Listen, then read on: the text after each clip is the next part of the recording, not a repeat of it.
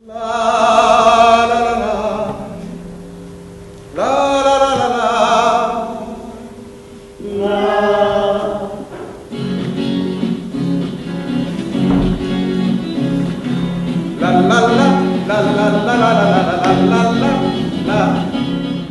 মঞ্চ থেকে এবার একটু অন্য রকমের ভূমিকায় সঙ্গীত শিল্পী রূপঙ্কর।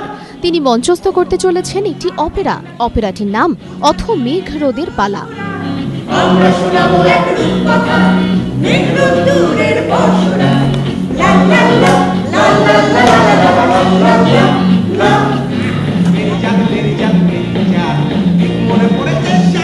লেখা এবং সুর দেওয়ার কাজ করেছেন রূপঙ্কর নিজেই।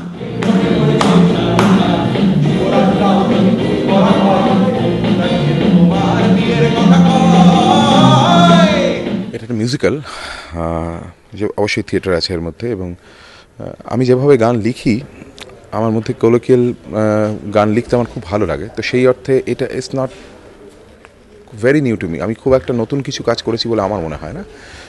এখন যেটা হয়েছে সেটা হয়েছে যে এই গানগুলো বাঁধতে বাঁধতে এটা একটা থিয়েটার হয়ে গেছে, নাটক হয়ে গেছে।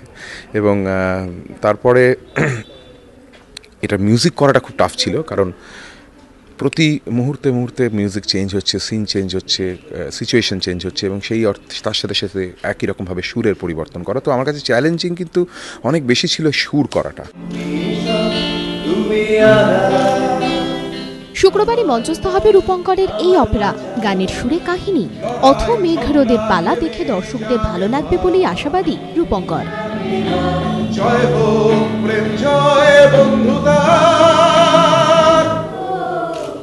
সঞ্চারী সেন, এবিপি আনন্দ, কলকাতা।